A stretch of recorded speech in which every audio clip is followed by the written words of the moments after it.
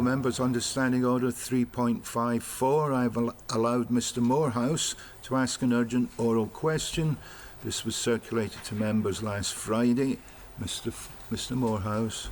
Thank you, Mr President. I would like to ask the Minister for Education, Sport and Culture if he will make a statement on the recent claims of a head teacher about a recruitment crisis in Ireland schools and its impact on education provision in January 2021. Calling the Minister for Education, Sport and Culture, Dr Allinson. Thank you, Mr President. I'd like to thank the Honourable Member for his urgent question based on a recent news headline. It is true that secondary teaching subject areas can be difficult to fill, both on Ireland and in the UK, especially for those teaching maths, English and science. This has been an issue for several years, and the Education Service has worked with head teachers to find practical solutions. I agree with the comment made by the head teacher of Balcomine that there may be further issues this year which have exacerbated this problem. I know many people have found this year especially stressful, and it's understandable that some teachers and other key workers will re-evaluate their future plans. To be separated from family, from partners and from loved ones has been difficult and sometimes unbearable. I've been informed that there are currently 2 recorded teaching vacancies at Balcomine High School, but 6 teachers have announced that they are retiring this term and will be leaving at the end of December. The Education Service is aware that at least one of these vacant posts has been recruited to, and the member of staff will take up their position in January. To support the recruitment of high calibre teachers into secondary teaching roles, financial support is provided, and a working group was convened last year comprising 2 secondary head teachers, an educational improvement advisor and 3 representatives from the Office of Human Resources, which included the Head of Employment Services, Talent Acquisition Manager and a Senior HR Advisor. In terms of financial support, Qualified Teacher Bursary is paid during 2 years of school-based initial teacher training, £8,000 in the first year and £10,500 in the second year. A Golden Hello amounting to £2,000 is paid to newly qualified teachers at the start of their second and third years. Housing assistance is available to teachers who are not ordinarily resident in the island. It provides a maximum contribution towards mortgage payments of £500 per month for 2 years, or £200 per month for 2 years towards rental costs, and a 70% contribution to relocation expenses. Additional rental assistance is also available for teachers in shortage subjects and provides for a maximum contribution of £500 per month towards rental costs for 8 months.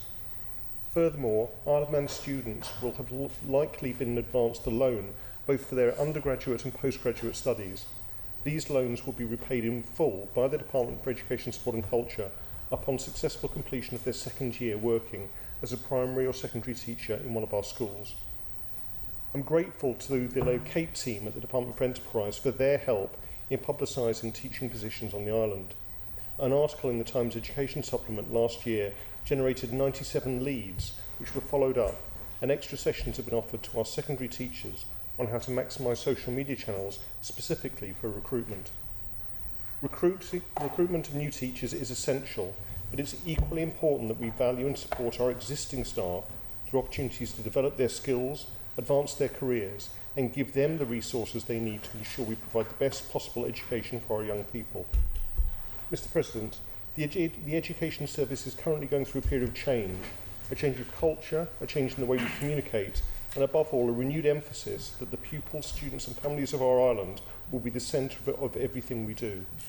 All of us are committed to supporting our teachers through a long-term sustainable pay settlement, through extra training and resources, and through an investment programme in our schools to improve the working environment for everyone, but also in recognising the role of education in shaping our society. Teachers and our education service affect the lives of every resident. They either educate or have educated them, their children or grandchildren. As such, it's crucially important that the professionals who deliver education are held in high esteem and that our education service engenders a sense of national pride. This focus on people, relationships and culture is now at the heart of the Department for Education, Sport and Culture. Together we have faced the threat of a viral pandemic sweeping through our island. Now is the time to plan together for a future where the threat is managed and eventually overcome.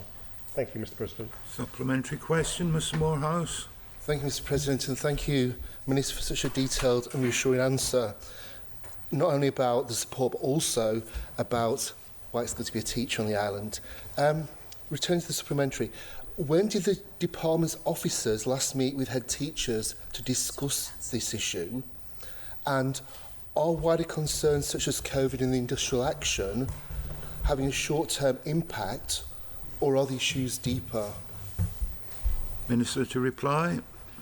Thank you very much, Mr. President.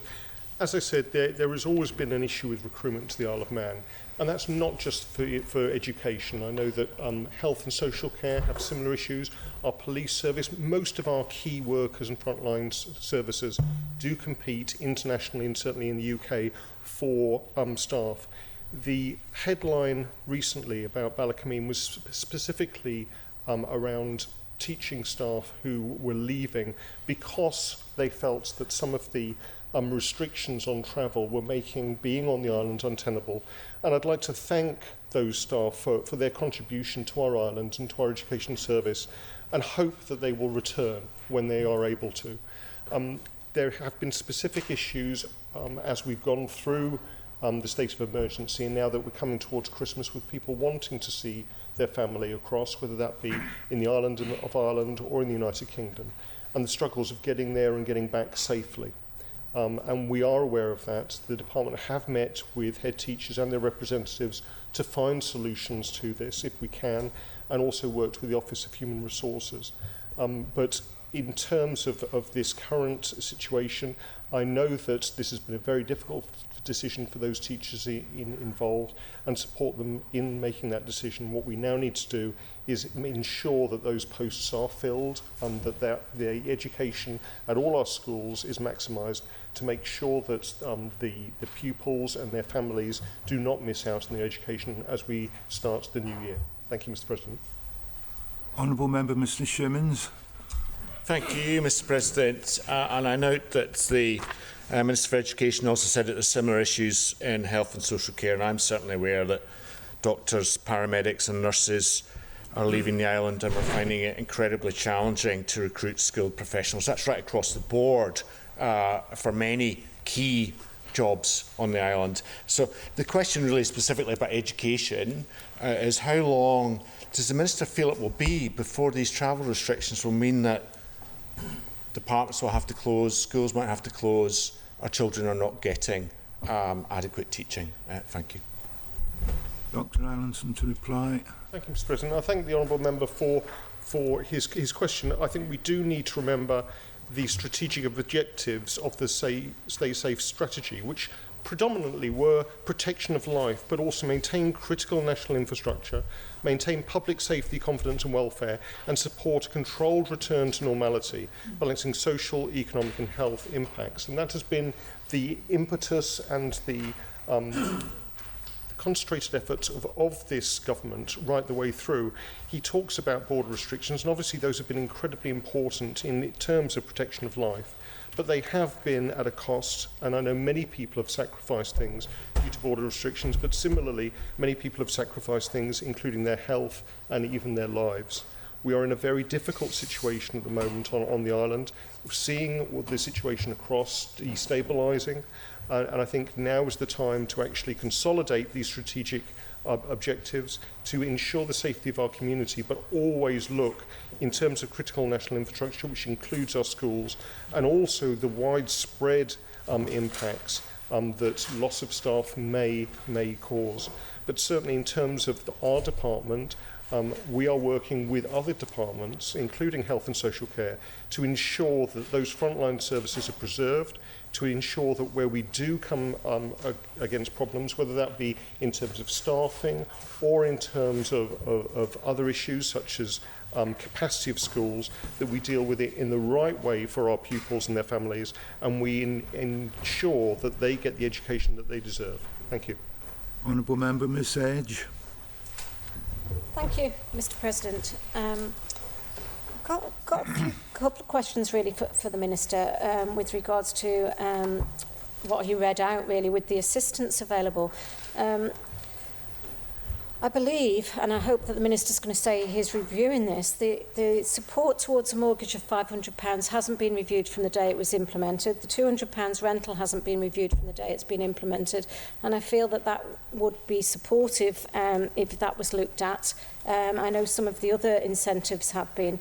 But the key question really is, whilst there's been resignations, and obviously it's been in the news, there's been resignations, the resignation date has now passed. So if there's nobody going to apply for these positions to come to the Isle of Man, what is the Minister going to do? Because we're going to clearly have a shortage come Easter. There's only 3 resignation dates that teachers can actually resign from their positions. So there's clearly going to be a gap. And my other question really for the Minister is, this has been ongoing for years. It's not new. What has the department done? And what is it going to do to try and look for a Manx incentive that would attract real high-skilled professionals to the island, including key worker accommodation? Thank you, Mr President. Dr Allinson.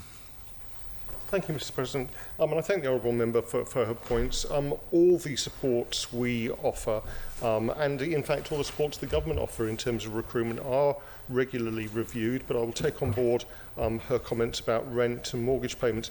In terms of Manx incentives, we also have the National Insurance Holiday, which is available to new teachers starting and also returning students. So ongoing work has been done across government to try to recruit those essential staff that we need for our public services.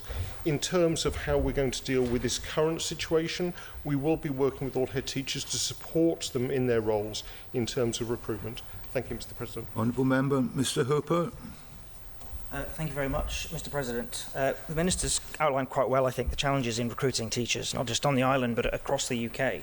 I'm sure the Minister is aware of proposals that were made by the Conservative government in the UK a year and a half ago to gradually raise the starting teacher salary to £30,000 outside of London by, I think it was 2022-2023.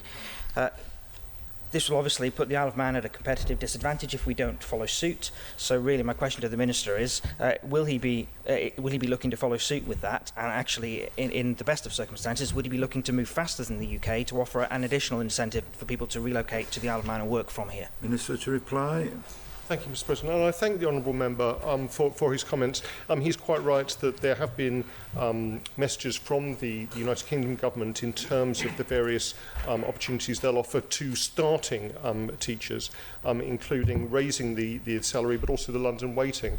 One of the aspects that we are encountering and our head teachers are encountering is with the rise of academies. There are hundreds, even thousands of different wages being offered right across the United Kingdom, and to compete with those rationally is becoming increasingly difficult.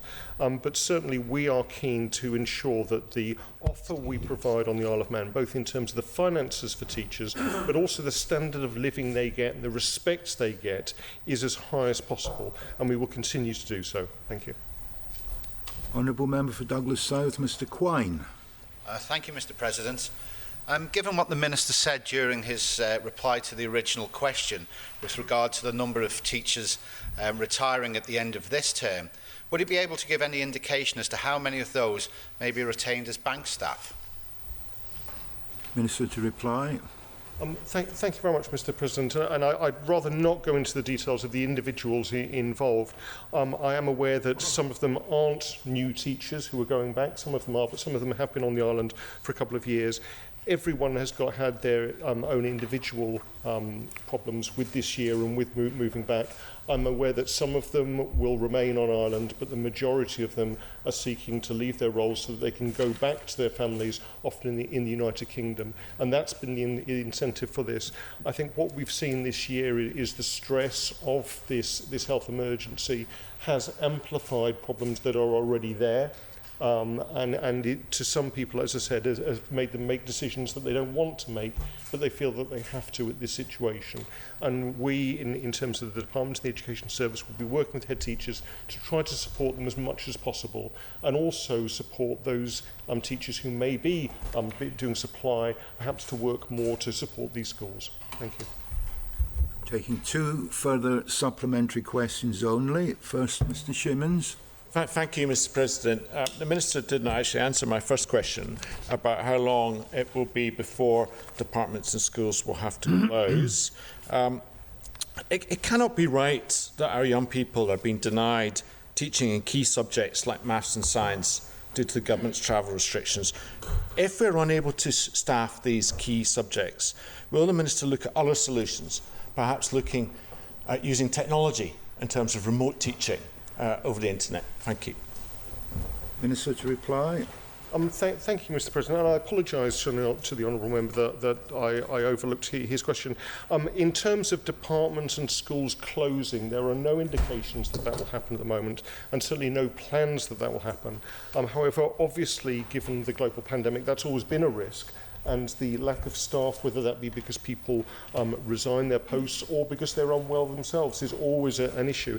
He makes the very good point about using technology in terms of remote learning or blended learning to try to cement the ability for people to continue with their education.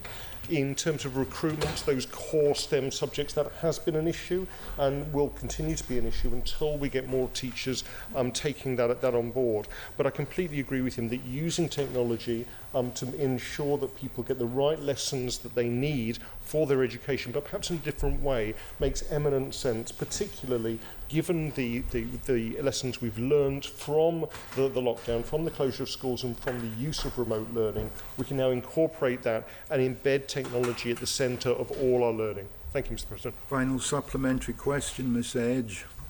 Thank you, Mr. President. The Minister outlined a working group that meets, which I think the original question was in connection with. Can the Minister confirm that this group has not met for a year? If he could answer that. And also, with regards to resignations, does the Minister take note of what the head teachers are advising the department when people are resigning, and especially when they're resigning and not taking up another job? Minister to reply. Thank you very much, Mr. President. I thank the honourable member for her comments. I did say that the working group had met last year, devised a plan which has been very successful, but we're going constantly working with the Locate team to try to improve the way we recruit staff to the island. I must say that in terms of recruitment to the island, the staff here, our schools and our families, are probably the best advert for recruitment, and certainly I know that people working in the acute services and in teaching have been trying to tell their friends how good the situation is over here, particularly recently, and trying to encourage them to move over. In terms of her other comment, as I said, we are keen in terms of the education service to work with head teachers. I'm in regular contact with particularly the secondary heads who are facing this issue with STEM subjects, and we've been conversing over the last a couple of weeks about the challenges they face, and over the last couple of days about the resignations that they are having to deal with. And the education service will continue to support them to try to ensure that we deliver the education that our pupils deserve. Thank you. Please like and subscribe to the Isle of Man TV channel. Thank you.